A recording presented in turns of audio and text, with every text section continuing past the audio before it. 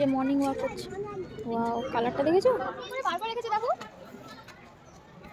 বাঘ দেখার ভিড় দেখো, রয়্যাল বেঙ্গল টাইগার।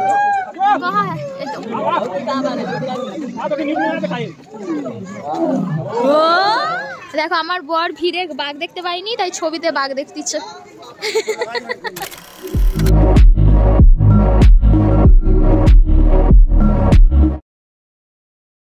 রাত 12টা বাজে আর আমি ছাদে যাচ্ছি। এই দেখো কি সুন্দর, দেখো। New year, happy new year সকলকে। ওয়াও ওয়াও,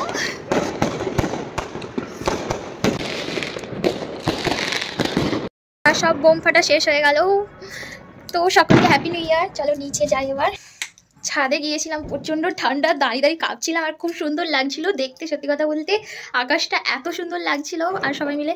তো সকলকে হ্যাপি নিউ ইয়ার, অনেক শুভেচ্ছা, সবাই অনেক ভালো থাকো। তো চলো সকালবেলা আবার দেখা হচ্ছে তোমাদের সাথে। এখন গুড নাইট।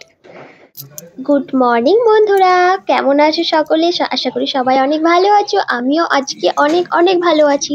আর আজকে 1 জানুয়ারি বলে কথা, তাই একটু ঘুরতে না গেলে হয়। তাই দেখো সকাল সকাল বেরিয়ে পড়েছি। আর আজকে সাজটা আমার কেমন হয়েছে তোমরা কিন্তু অবশ্যই কমেন্টে জানিও।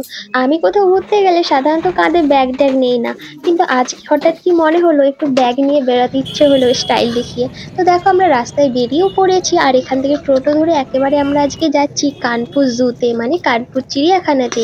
তো দেখো কথা বলতে বলতে চলেও এলাম আমরা কানপুর চিড়িয়াখানার গেটের সামনে। এই দেখো গেট দিয়ে সকলে কেমন যাচ্ছে। তো ভিড় তো এখানে তেমন একটা দেখতে পাচ্ছি না, জানি না ভেতরে কতটা ভিড় হবে না হবে।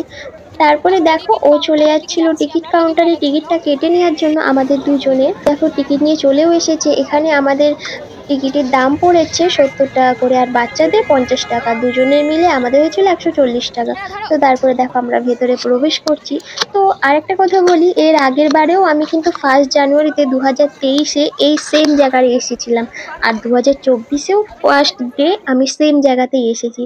প্রথম যখন আমি এখানে এসেছিলাম তখন আমার ইউটিউব চ্যানেল ছিলও না আর আমি ভিডিও বানাতাম না, তাই ভাবলাম এইবারে যখন যাচ্ছি তো তোমাদের সাথে পুরো ভিডিওটা শেয়ার করি। চলো এবার আমরা উপরের দিকে উঠে যাই। ওই যে লম্বা সিঁড়িটা দেখছো ওটা দিয়ে উঠে যেতে হবে। তো চলো ভিডিওটা কন্টিনিউ দেখতে থাকো, আশা করি সবার অনেক ভালো লাগবে। আর যারা আমার ভিডিও দেখো তারা প্লিজ একটা করে লাইক করে দিও, তাহলে তোমাদের জন্য আমার ভিডিও বানাতে কিন্তু অনেক বেশি ভালো লাগবে। দেশের পুকুরে পাওয়া যায়। আর সত্যি মাসিদের ওখানে এরকম বড় বড় হাঁস আছে। এ বাবা, এই হাঁসগুলো তো একদম আমাদের দেশের হাঁসের মতো দেখতে লাগছিল। তো যাই হোক ওখান থেকে চলে এসেছিলাম, এসে এবার অন্যদিকে যাচ্ছি। এরপরে কি পরে দেখা যাক। এই দিকটা বাচ্চাদের খেলাধুলোর জন্য ছোট্ট একটা পার্ক করে রেখেছে, তো বাচ্চারা যাতে খেলতে পারে সেই জন্য। বড়রাও যায় যদিও, তো বাচ্চাদের জন্যই মনে হচ্ছে বিশেষ করে এটা করা হয়েছে। তো যেতে যেতে হঠাৎ দেখি এক জায়গায় প্রচুর ভিড়। দাঁড়াও তো কি আমিও দেখি, ও মা কি বড় কুমির! তো প্রথমে তো খুঁজে পাচ্ছিলাম না কুমিরটা, এমন ভাবে শুয়েছিল। তারপরে ক্যামেরাটাকে জুম করে তারপরে আমি দেখতে পেলাম হ্যাঁ এখানে 2টো কুমির, একটা বড় একটা ছোট, মনে একটা ছেলে একটা মেয়ে মনে হচ্ছিল। তারপরে আমরা চলে এলাম ওখান থেকেই বাঁদর দেখার জন্য। এমনিতে কানপুরে বাঁদরের ছড়াছড়ি, তবুও জানি না কেন চিড়িয়াখানায় বন্দি করে রেখেছে বাঁদরদের। তো যাই হোক বন্দি যখন করে রেখেইছে তবুও দেখতে এলাম, পয়সা দিয়ে যেহেতু এসেছি তো দেখতে তো হবেই। তো এখানে বিভিন্ন ধরনের বাঁদর দেখলাম। একটা দেখলাম কালোমুখী বাঁদর, আবার একটা গায়ের রং একটু হলুদ টাইপের, আবার একটা কিছুটা সাদা টাইপের। তো এরকম 2-3 রকমের বাঁদর ছিল এখানে। দেখো একটা বাঁদর কি ছুটাছুটি করছে এখানে। এটা মনে হয় আমাদের মেদিনীপুরেরই বাঁদর, ইউপিতে নিয়ে চলে এসেছে। যেহেতু এদিকে অনেক দিক দিয়ে রাস্তা ছিল তো তাই গুলিয়ে যাচ্ছিল কোন দিকে প্রথমে যাব। তো যাই হোক ওখানে ম্যাপ পয়েন্টিং করা ছিল, তো ম্যাপ দেখে এলাম আমরা। যাচ্ছিলাম, বিভিন্ন ধরনের হাঁস রয়েছে এখানে, সামুদ্রিক পাখি রয়েছিল, রাজহাঁস রয়েছিল। তো দেখো হাঁসেদের মাঝখানে ময়ূর বসেছিল, তো ওটাই জুম করেও দেখাচ্ছিল আমাদেরকে। আর সাথে ময়ূরও রয়েছিল এখানে। তো এপাশ ওপাশ করে সব বিভিন্ন একটা আলাদা আলাদা এতে রয়েছিল। তো এই সাইডের দিকে ময়ূর, আর এটা কি জানি না ঠিক সাদা মতো, এটা মনে হয় সাদা পেলিকন বা এরকম কিছু একটা নাম ছিল। তো ময়ূর হাঁস সব একসাথে চোরাচুরি করছে দেখো এখানে। দেখো ময়ূরটা এগিয়ে আসছিল আমার সাথে সেলফি তুলবে বলে মনে হচ্ছে, মানে আমি ওর সাথে সেলফি তুলবো আর কি, সেই জন্য আসছিল। এই যা সেলফি তুলবো বলতেই দেখো ছুটে ছুটে কেমন পালিয়ে গেল ময়ূরগুলো। ময়ূরগুলো কত সুন্দর তাই না? যদি পেখমটা মিলতো আরো কত অপূর্ব লাগতো দেখতে। এমনিতেও দেখতে কিন্তু অসাধারণ, তাই আমি অনেকক্ষণ দাঁড়িয়ে দাঁড়িয়ে দেখছিলাম ওখানে ময়ূরগুলোকে। এখানে দেখো হাঁস রয়েছে, তো এই হাঁসগুলোকে চিড়িয়াখানায় রাখার কোনো মানেই হয় না, কারণ এইরকম হাঁস তো পুকুরে অনেক দেখা যায়। তো জানি না এখানের মানুষ হয়তো দেখেনি এই ইউপিতে, তাই হয়তো ওখানে চিড়িয়াখানায় রেখেছে। দিন নাই হাঁসগুলো। कौन है ये लोग, कहाँ से आते हैं? গাছে কি সুন্দর ময়ূর উঠেছে। ওই দেখো, এই নে বলো যা। কি সুন্দর গাছের উপর ছিল ময়ূরটা। এই দেখো আবার একটা এদিকে ময়ূর আসছে, আর ওদিকে দেখো পাখিগুলো কি সুন্দর একসাথে রাখছে তিনজনে। এ বাবা, আবার ঝগড়া লেগে গেল কেন তিনজনে, দেখো মারামারি করছে। আসছে আসছে।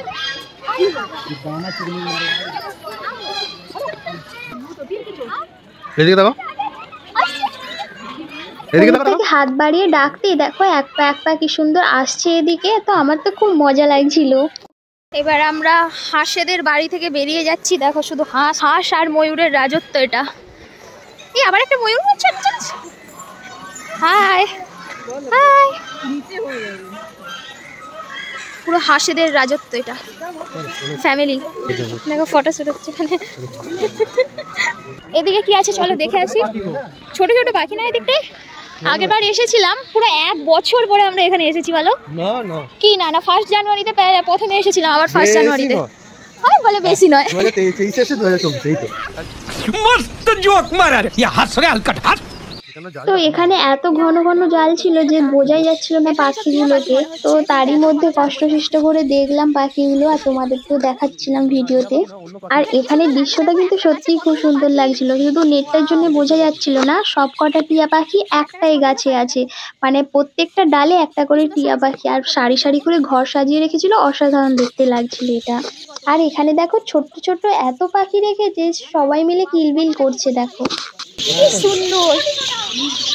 আমরা কত বড় গর্জিলা দেখো, পিছনটা দেখা যাচ্ছে। মানে এই সাইডে আছে দেখতে পাচ্ছি। দেখো কত বড় গর্জিলা দেখো, দেখেছো? মানে নকল কিন্তু গর্জিলা। দেখেছো নকল জন্তুরও কত ভ্যালু, সবাই মিলে ভিড়ে লাগিয়ে ছবি তুলছে এখানে। এটা দেখো মাঙ্কি এরিয়ায় চলে এসেছি। এখানে শুধু বাঁদরগুলো কেমন ভাবে বসে আছে। আগের বার এখান দিয়ে আমি আইসক্রিম খেতে খেতে যাচ্ছিলাম, আর একটা বাঁদর ছুটতে এসে আমার হাত থেকে আইসক্রিম নিয়ে নিয়েছিল, তো ওদেরকে দেখে এটাই আমার একটা মনে পড়ে গেল হঠাৎ। করছে দেখো না। এখানে একটা খাবারের জায়গা, মানে একটা রেস্টুরেন্ট টাইপের, ছোট্ট ক্যাম্প টাইপের। এখানে খাওয়া দাওয়া যদি কারো ঘুরতে ঘুরতে খিদে টিদে পেয়ে যায় সেই জন্য এখানে। আর খাবার দেখে ঘুরতে ঘুরতে আমাদেরকেও পেয়ে গেল খিদে, তাই আমরা চলে এলাম দোকানে। তো ও এখানে নিয়ে নিচ্ছিল মুড়ি, মানে চাট মশলা মুড়ি যেটা হয় সেটা। দেখো আমরা এখন চলে যাচ্ছিলাম বাঘেদের গুহাতে।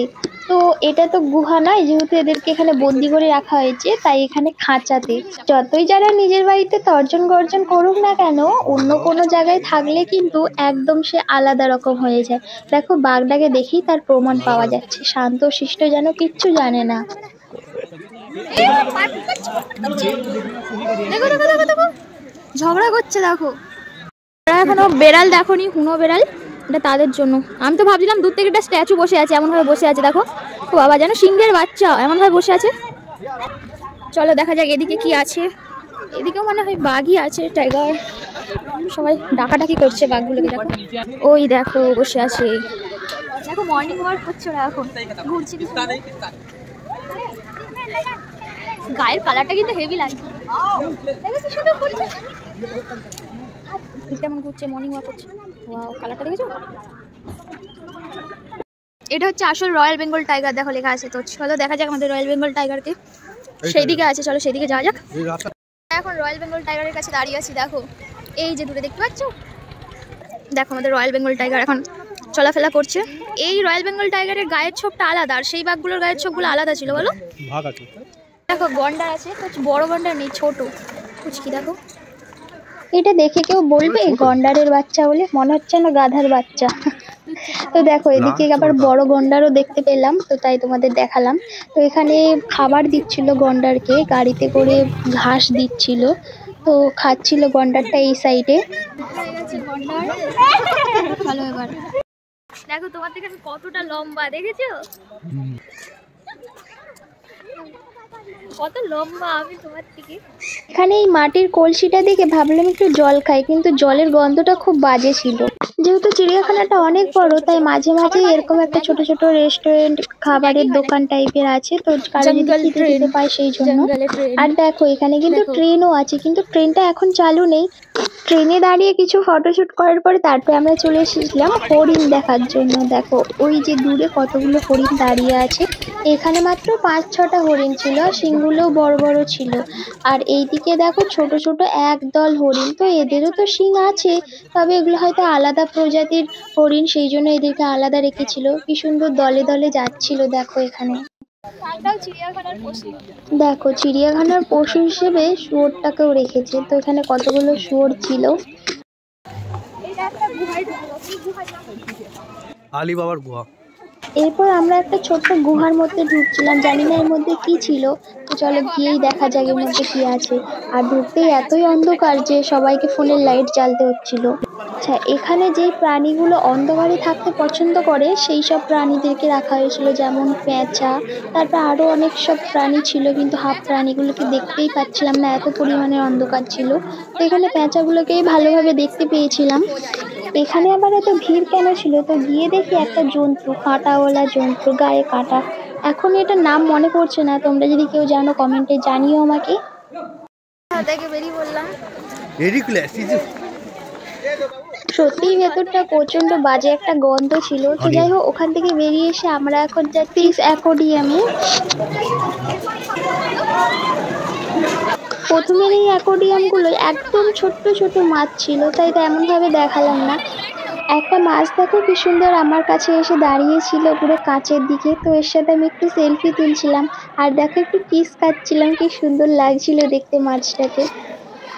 আর এই অ্যাকোয়ারিয়ামগুলো দেখো কত লম্বা লম্বা ছিল, আর মাছগুলো কিন্তু অনেক বড় বড় ছিল। কিছুটা পুকুরের মাছের মতোই লাগছিল, কিন্তু কালার আলাদা মনে হচ্ছিল।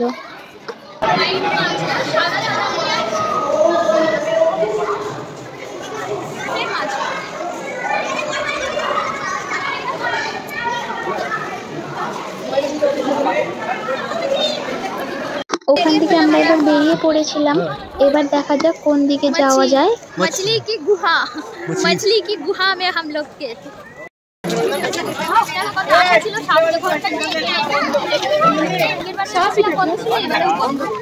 কত মানুষ কিন্তু আমার মতো নিরাশা হয়ে বসেছিল এখানে সাপ দেখার জন্য। দেখো সাপ দেখতে পেলাম না বলে এখানে মন খারাপ করে একটু বসে পড়েছিলাম। তো সত্যি কথা বলতে আগের বারও আমি ভেবেছিলাম সাপ দেখবো, কিন্তু এবারেও পেলাম না, আর আগের বারও দেখতে পাইনি। আর দেখো আমি এখানে উঁকি মারতে যাচ্ছি সাপের ঘরে, কিছু যদি দেখা যাক। তো দেখো তোমরা ক্যামেরায় দেখতে পাবে পুরো ফাঁকা জায়গাটা, কিচ্ছু নেই, শুধু ঘর বানিয়ে রেখে দিয়েছে, সাপ আর নেই।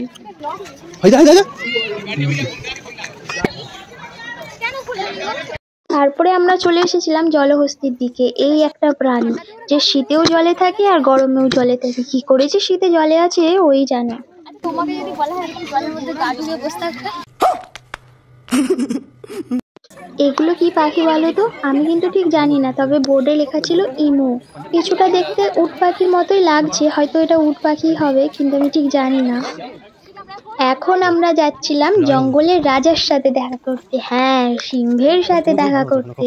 তো দেখা যাক সিংহ মামার দর্শন পাওয়া যায় কিনা। প্রথমে তো ভেবেছিলাম সিংহ মামার দর্শন হয়তো পাবোই না, কিন্তু তারপরে অনেক কষ্টে দেখতে পেয়েছিল আমার বর, অনেকটা দূরে বসেছিল, তো ক্যামেরাটা জুম করে আমাকে দেখাচ্ছিল। যাই হোক সিংহ মামার দর্শন পেয়ে গিয়েছিলাম। এখানে একটা সিংহ ঘোরাঘুরি করছিল, দেখবো বলে কত উঁকি ঝুঁকি মারলাম, এত লোকের ভিড় আর এত বনগাছ ছিল সামনেটা যে দেখতেই পেলাম না। আমরা লায়ন দেখে যাচ্ছি, দেখো এটাই লাস্ট মনে হয়, তো ভিড় সবার। ঘুম পেয়ে গেল নাকি তোমাকে ঘুরতে ঘুরতে? হাই তুলছে এখন আমাদের মেদিনীপুরের জঙ্গল। এটা কোথায় জেব্রা? না তো। চলো সামনে একটা জেব্রা আছে, চলো দেখি দেখতে পাই কিনা। ও বাবা, এই জেব্রা তো খাচ্ছিল, সেই জন্য শুধু পেছনটাই দেখালো, আর কিছু দেখা গেল না মুখটা। চলো অনেক ঘোরা হয়ে গেছে, এবার একটু খাওয়া দাওয়া হয়ে যাক, খেতে হবে একটু। ওই তো ওইদিকে বসার জায়গা। কি দেবে খাওয়া? দেখো এগুলো কিন্তু অ্যাকচুয়ালি স্টেশন, ওই যে ট্রেনটা দেখিয়েছিলাম ট্রেন ধরার জন্য এখানে স্টেশন আছে, তো স্টেশনে এখন একটা করে ক্যান্টিন লাগিয়ে দিয়েছে। আর এখান থেকে দেখো আমার বর প্যাটিস নিয়ে এলো খাওয়ার জন্য। তো দুপুরে যেহেতু আমরা খাইনি কিছু, তো এই প্যাটিস আর একটু করে চা খেয়েছিলাম, তো এটা খেয়েই মনে হয় সারাদিন আজকে থাকতে হবে। এই ঠান্ডায় একটু গরম গরম চাটা পেয়ে যেন শরীরে আবার এনার্জি ফিরে এলো। তো চলো বাকি চিড়িয়াখানাটাও ঘুরে চটপট দেখে নেই। চলো গন্ডার কেমন ভাবে মুখ বার করে বসে আছে, বোঝা যাচ্ছে না গন্ডারের মুখ এটা। চলো এইদিকে দেখাচ্ছি। বাবারে, এদিকে কি আছে একটু দেখে যাই। এই গন্ডার গন্ডার গন্ডার গন্ডার নয়, জল হচ্ছে। বারবার রেখেছে দেখো। বাঘ দেখার ভিড় দেখো, রয়্যাল বেঙ্গল টাইগার কাহা হ্যায়? এই তো